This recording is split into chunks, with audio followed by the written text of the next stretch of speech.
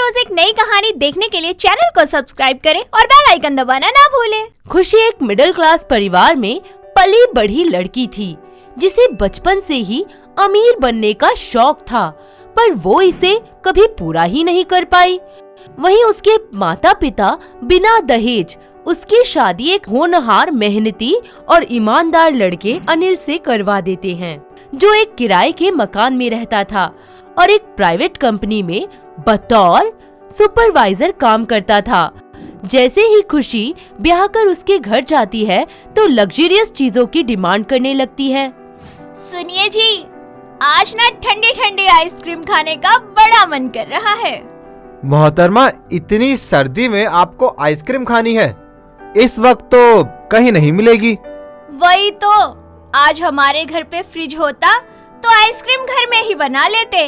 खैर कोई नहीं, एक काम कीजिए, आप ना मुझे पीवीआर में मूवी दिखाने ले चलो। खुशी, मैं मूवी दिखाने तो जरूर चलता, लेकिन उसमें बहुत खर्चा हो जाएगा यार। घर में ही देख लो ना यार, जौन सी कहोगी मैं वो डीवीडी ला दूंगा तुम्हारे लिए। हाँ, आप तो एकदम मिडिल क्लास ही रहेंगे, मेरी एक भी डिमांड पूरी नहीं करते। अरे इतनी सी बात पर इतना गुस्सा? तो चलो ठीक है, फिर कल शाम को रेडी रहना, ऑफिस से आते ही हम मूवी देखने चलेंगे। अनिल ऑफिस के लिए निकल जाता है, वहीं खुशी भी घर के कामों में व्यस्त हो जाती है। सुबह से शाम हो जाती है। खुशी रेडी होकर अपने पति को बार बार फोन करती है, पर उसका फोन नॉट रीचेबल आता है, जिसके कारण खुशी डिप्रेस हो जाती है। कोई फिक्र ही नहीं है इनको मेरी, भला ऐसे भी कोई करता है क्या? तभी अचानक उसके फोन की बेल बजती है।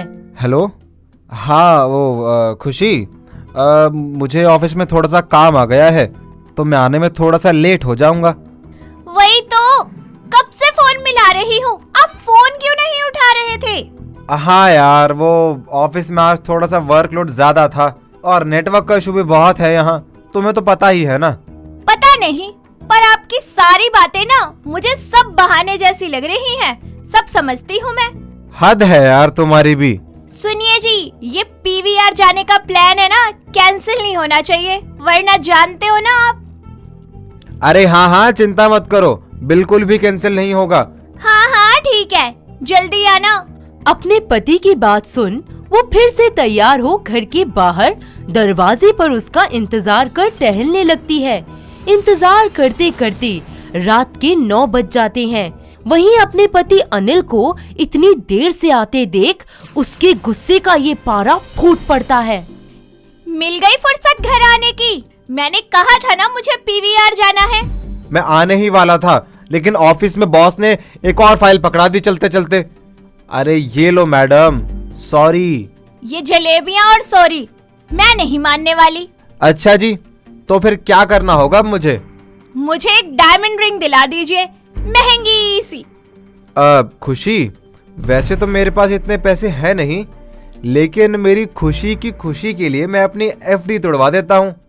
अगले ही दिन अनिल एफडी तुड़वाकर उसे डायमंड रिंग खरीदने के लिए पैसे देता है। खुशी बन सवर कर शॉपिंग के लिए घर से निकल एक बड़े से मॉल की सबसे एक्सपेंसिव शॉप पर पहुंच जाती है, जहां वो डायमंड रिंग देखने लगती है। अरे वाह, ये रिंग बहुत सुंदर है, दिखाइए तो। तभी एंट्री होती है जानवी की, जो थी अनिल की बॉस, साथ ही एक अमीर और जिद्दी लड़की। उसे भी ये डायमंड रिंग बहुत पसंद आती है। हेलो, ये रिंग पैक कर दीजिए। We are very sorry ma'am, हमारे पास ऐसी एक ही रिंग थी और ये ऑलरेडी बिक चुकी है। किसने परचेज की है ये? मैम, वो जो येलो साड़ी में मैम है ना, उन्होंने खरीदी है ये। जानवी खुशी के पास जाती है। आप इसके बदले कुछ भी ले लीजिए, आई विल पे एनीथिंग। कुछ भी? तभी खुशी की नजर चमचमाते डायमंड नेकलेस पर पड़ती है। रिंग के बदले वो नेकलेस लेकर अपने घर चली जाती है। वहीं जानवी को अपने ऑफिस में काम कर रहे अनिल की सादगी और ईमानदारी भी भा जाती है और वो उसे शादी के लिए प्रपोज कर देती है। सुनिए मिस्टर अनिल, मुझे आपसे कुछ कहना था। मैं आपसे शादी करना चाहती हूँ। मैडम साहिबा देखिए, आप मेरे से हैसियत में बड़ी हैं, लेकिन माफ़ी चाहूँगा कि मैं पहले से ही शादीशुदा हूँ। छोड़ दो अपनी बीवी को। देखिए, आप कहे तो मैं ये नौकरी ज़रूर छोड़ दूंगा, लेकिन अपनी बीवी को कभी नहीं। ओ माय गॉड, अब तो जिद हो तुम मेरी, तुम्हें पाकर ही रहूंगी। अनिल के रिजेक्शन से जानवी का ईगो बुरी तरह से हर्ट होता है। अब तो उसकी जिंदगी का बस एक ही लक्ष्य रह जाता है कि किसी भी हाल में अनिल को अपना पति बनाना, जिसके लिए वो अपनी सारी दौलत तक लुटाने को तैयार हो जाती है।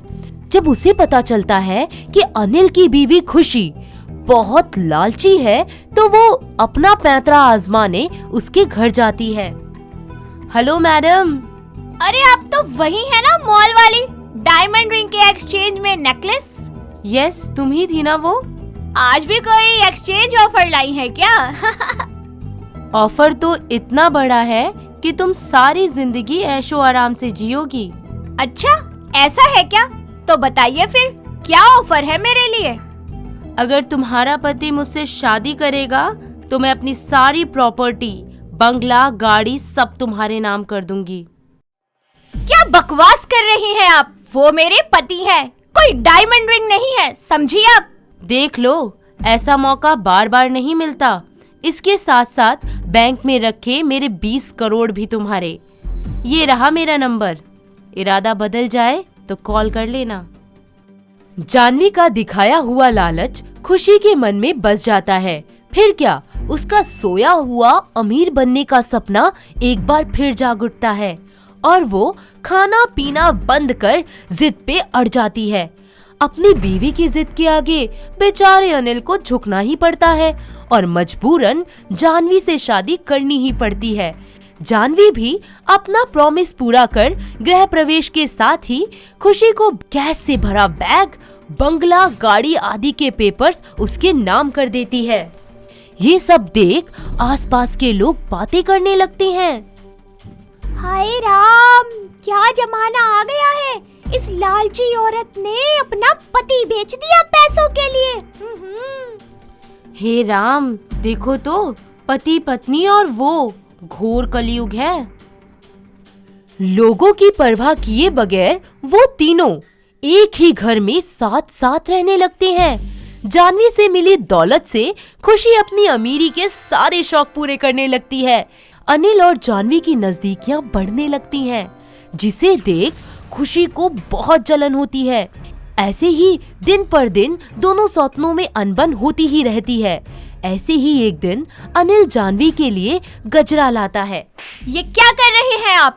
आप मेरे पति होते हुए भी जानवी को इतने प्यार से गजरा लगा रहे हैं। आपकी हिम्मत कैसे हुई मेरे पति पे हाथ उठाने की? हेलो मैडम, ये मेरे पति पहले है, समझी? कीमत दी है मैंने तुम्हें, ये ऐशो आराम, बंगला, गाड़ी दिख रहा है? खुशी, जानवी, अरे बस भी करो अब तुम लोग, और बर्दाश्त नहीं होता मुझसे। अरे थक गया हूं मैं तुम्हारे रोज रोज की चिक चिक बाजी से। अरे आखिर मैं भी तो एक इंसान हूं ना, जज्बात है मेरे अंदर भी। लेकिन तुम लोगों ने तो मुझे एक किराने की दुकान के आटे दाल की तरह समझ लिया है, जो रोज रोज मेरा मोल भाव लगाती रहती हो। अरे नहीं रहना मुझे तुम दोनों में से किसी के साथ भी। ऐसा कहकर अनिल अपनी दोनों बीवियों और घर को छोड़ हमेशा के लिए दूर चला जाता है। उसकी दोनों बीवियां उसकी जुदाई के गम में तड़पती रहती हैं। इससे लालची खुशी का लालच और जानवी का पैसों का घमंड भी खत्म हो जाता है और उन्हें रिश्तों की अहमियत समझ आने लगती है। पर तब तक बहुत देर हो चुकी थी। अगर आपको ये वीडियो पसंद आया हो तो इसे लाइक कीजिए, चैनल सब्सक्राइब कीजिए और कमेंट करके बताइए कि भविष्य में आप कौन सी कहानी देखना पसंद करेंगे।